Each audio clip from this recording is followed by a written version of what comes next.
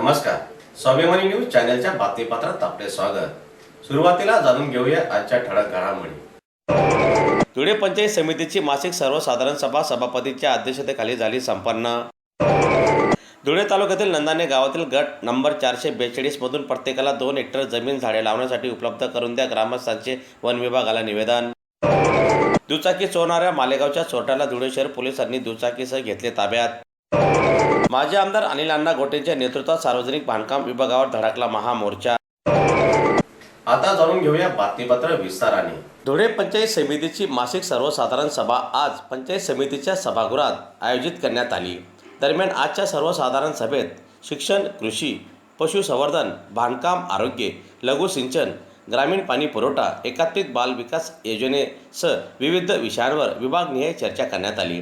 दरम्यान आजच्या या मासिक सर्वसाधारण सभेसाठी पंचायत समितीच्या सभापती श्रीमती वंदनाताई मोरे, उपसभापती देवेंद्र माळी, गट विकास अधिकारी श्री गणेश चौधरी यांच्यासह पंचायत समिती गणातील सदस्य व विविध विभागातील अधिकारी कर्मचारी आजच्या या सर्वसाधारण सभेसाठी उपस्थित होते। नियमित मासिक सभा होती। 15 दिवसापूर्वी मान्य सभापतींच्या आदेशान्वये तारीख आणि वेळ निश्चित करण्यात येऊन आजची सभा घेण्यात आली।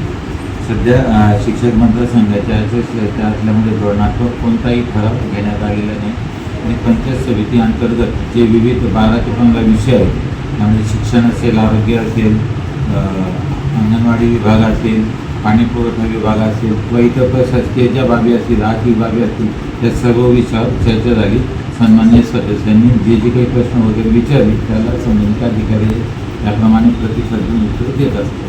विशेष काही ठराव यावेळी घेण्यात आलेला नाही। अधिकारी बैठकीला विभाग प्रमुख, पंचायत, जिल्हा परिषदेच्या नियंत्रणातील सर्व अधिकारी उपस्थित होते व ते जे अदर डिपार्टमेंट आहे जसं महाराष्ट्र मार्ग राज्य परिवहन मंडळ, सामाजिक वनीकरण, वन विभाग, हे इतर विभागाचे अधिकारी उपस्थित नसतात।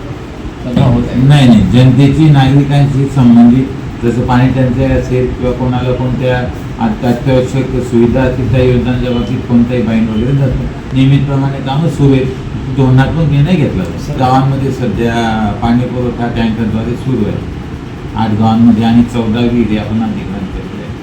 म्हणजे आपण दुसऱ्या दिवशी माननीय जिल्हाधिकाऱ्यांकडे, प्रांत अधिकाऱ्यांकडे मंजुरीसाठी पाठवतो। सध्या 8 गावांना देतो।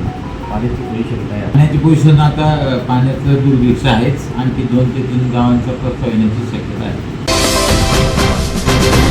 अनुसूचित जाती जमातीच्या लोकांचा सर्वांगीण विकास व्हावा याकरिता भारतीय राज्यघटनेने राज्यकर्त्यांना लोकप्रतिनिधी म्हणून निवडून दलित आदिवासींचे प्रतिनिधित्व करण्यासंदर्भात अधिकार दिलेले आहेत। मात्र आजपर्यंत दलित आदिवासींचा शैक्षणिक, सामाजिक, आर्थिक विकास झालेला दिसत नाही। त्याचप्रमाणे अधिकारी व प्रशासन देखील याला जबाबदार आहेत। तसेच अधिकारीही दलित आदिवासींच्या विकासाकडे दुर्लक्ष करीत असल्याने दलित आदिवासी या दोघं समाजाचा आर्थिक विकास झालेला नाही। दलित आदिवासींचा सर्वांगीण विकास होणार तरी कसा, असा प्रश्न धुळे तालुक्यातील जुनवणे येथील सामाजिक कार्यकर्ता अनिल वाघ यांना निर्माण झालेला आहे।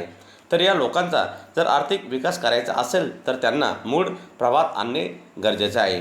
त्याच पार्श्वभूमीवर धुळे तालुक्यातील नंदाने बुद्रुक या गावातील ग्रामपंचायत हद्दीतील गट नंबर 442 क्षेत्र 1092 हेक्टर पोट खराब सरकारी फॉरेस्ट जमिनीतून प्रत्येकाला 2 हेक्टर जमीन झाडे लावण्यासाठी उपलब्ध करून देण्यात यावी या मागणीसाठी आज ग्रामस्थांच्या वतीने वन विभागाच्या अधिकाऱ्यांना निवेदन देण्यात आले। दरम्यान यावेळी निवेदन देण्यासाठी धुळे तालुक्यातील नंदाने येथील ग्रामस्थ उपस्थित होते। तर मी अनिल शंकर वाघ, राहणार जुनवणे। तर आम्ही आज राष्ट्रीय अनुसूचित जाती आयोग, राज्य कार्यालय महाराष्ट्र येऊ गोवा, केंद्रीय सदन येऊ विंग, पहिला मजला, आकुर्डी रेल्वे स्टेशन समोर, पुणे या ठिकाणी हे ऑफिस आहे। हे ऑफिस यासाठी आहे, अनुसूचित जाती जमातीचे लोकांना मुख्य प्रवाह आणण्यासाठी हे ऑफिस आहे। यांना हे फॉरेस्टच्या ज्या जमिनी आहेत त्या प्रदान करण्यात येतात। त्यांच्या जी जमीन आहे ती शासनाच्याच नावाने राहते, फक्त झाडं लावण्यासाठी ही जमीन प्रदान करण्यात येते आणि आम्ही पण तीच मागणी केलेली आहे या ठिकाणी। तर या ठिकाणी अशी मागणी केलेली आहे आम्ही नंदाळे बुद्रुक या क्षेत्रामध्ये 442 गट नंबरचं क्षेत्र आहे। एकूण 1092 हेक्टरचं क्षेत्र आहे। या ठिकाणी एकरी 5 हेक्टर जमीन आम्हाला देण्यात यावी त्या जमिनीमध्ये शासनाने उच्च प्रतीचे झाडं द्यावी आम्ही जे मागणी केली आहे त्याप्रमाणे, उदाहरणार्थ आंबा असेल, सीताफळ असेल, चिंच असेल, बोर असेल, खैर असेल, अशी झाडं त्यांनी द्यावी आणि त्या झाडांचं लालन पालन पोषण आम्ही करू व भविष्यात त्या झाडांपासून आम्हाला जे फळ येईल त्याच्यावर आम्ही उदरनिर्वाह करणार आहोत. आणि ज्या गावाला जास्त झाडे असतील तर त्या गावाला निसर्ग जास्त पडतो, हे तर निसर्गाचे नियमच आहे. म्हणून या गावाला जास्त पाणी पडल्यानंतर काही ठिकाणी जो आज पाण्याचा सेस कमी झालेला आहे तो वाढून आजूबाजूच्या गावांना पाणीही मिळेल आणि या ठिकाणची जमिनीची जी झीज आहे, धूप आहे, ते थांबेल. यासाठी आम्ही ही मागणी करत आहोत. कारण या ठिकाणी 2 कोटी वृक्ष, 33 कोटी वृक्ष आणि 33 कोटी वृक्ष असे एकूण 48 कोटी वृक्ष हे महाराष्ट्रामध्ये लावण्यात आलेले आहेत. त्यावेळेस भाजपचं सरकार होतं आणि आज रोजी यांनी फक्त कागदावर झाडं लावलेली आहेत, वस्तुस्थिती प्रत्यक्षात नाही. म्हणून जो 45 डिग्री सेल्सिअस तापमान महाराष्ट्राला भोगावं लागत आहे, तर मला असंच म्हणावं लागेल याची फॉरेस्ट आणि भाजप या सरकारची मिलीभगत आहे असं मी मान्य करतो. कारण यांनी कागदावर झाडं लावलेली आहेत, वस्तुस्थिती जमिनीवर नाहीत. म्हणून आज जमिनीची झीज होत आहे आणि एवढ्या प्रमाणामध्ये उष्णतेचे जे उष्माघाताने जे लोक मरत आहेत याला कारणीभूत भाजप सरकार आणि फॉरेस्ट डिपार्टमेंट असं मी सिद्ध करतो.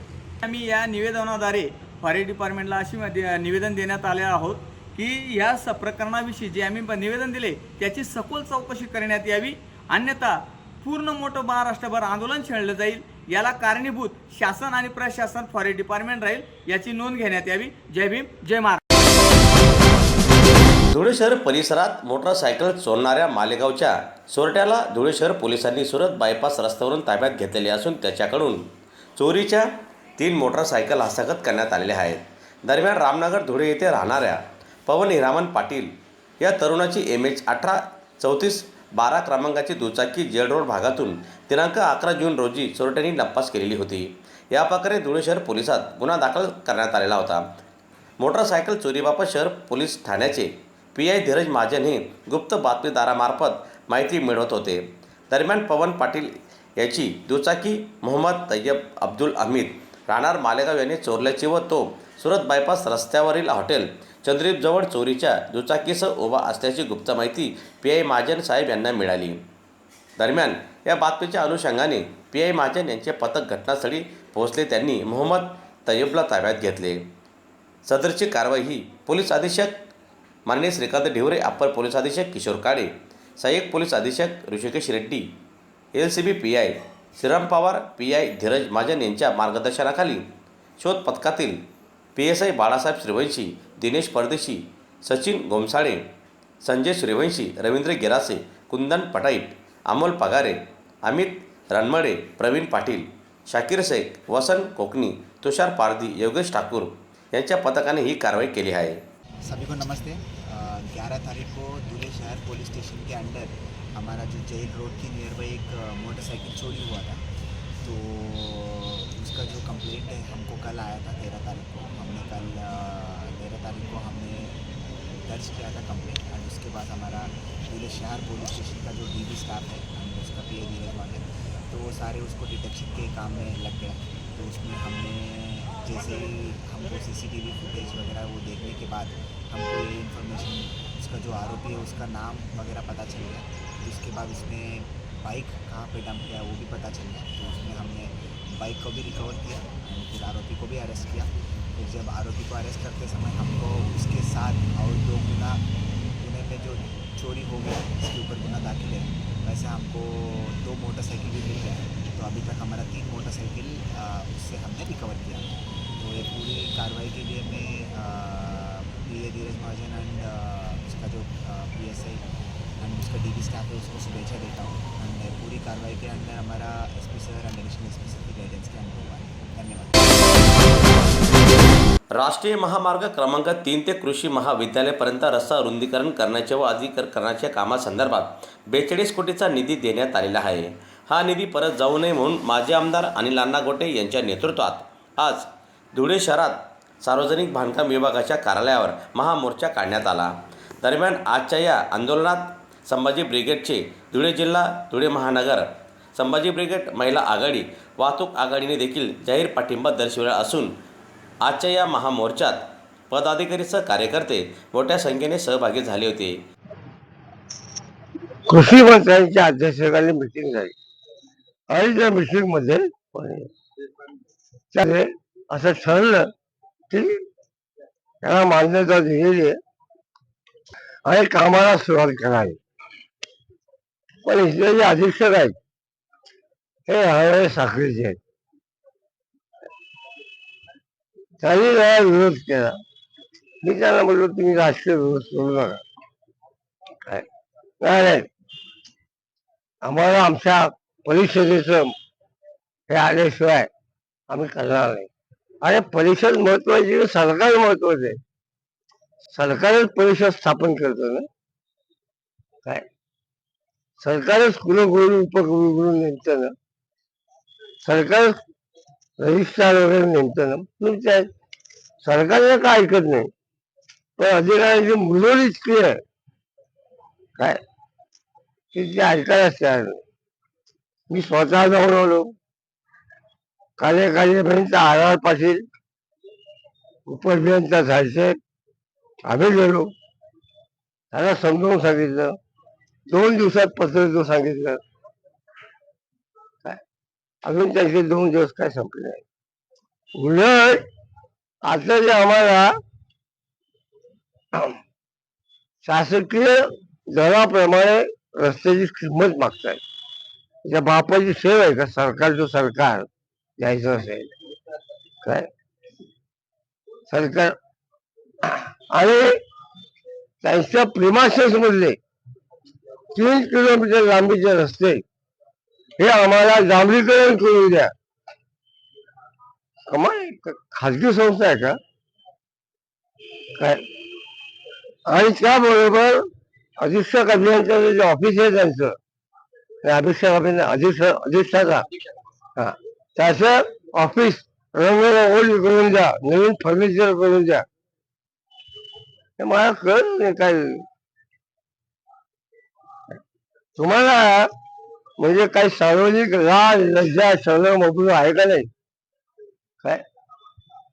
असं ठरलं होतं की 2 कंपाऊंड करायचं. आता म्हणतात आम्हाला वॉल कंपाऊंड करून द्या. अरे वॉल कंपाऊंड जर करायचे असेल 900 मीटर, 900, 1800 मीटर होतात काय. 2.5 कोटी रुपये लागतील. 2.5 कोटी. आणि आता काल त्यांनी एक पत्र पाठवलं की ही जागा आमच्या मालकीची नाही, पशुसंवर्धन खात्याच्या मालकीची आहे. 7 बाऱ्याच्या उतार्यावर यांचं नाव आणि आता सांगतात ते पशुसंवर्धन खात्याच्या मालकीचे. तुमच्या लक्षात आलं असेल की कशा पद्धतीने महापालिकेचा कारभार या बाबतीत अतिशय नीचपणाचा आहे. माझा शब्द नीट लक्षात घ्या, नीचपणाचा. काय महापालिका आयुक्त काय त्या चुकून महिला आहेत. याचबरोबर स्वाभिमानी न्यूज चॅनलचे बातमीपत्र संपले. पुन्हा भेटूया पुढील प्रसारणात. तोपर्यंत नमस्कार.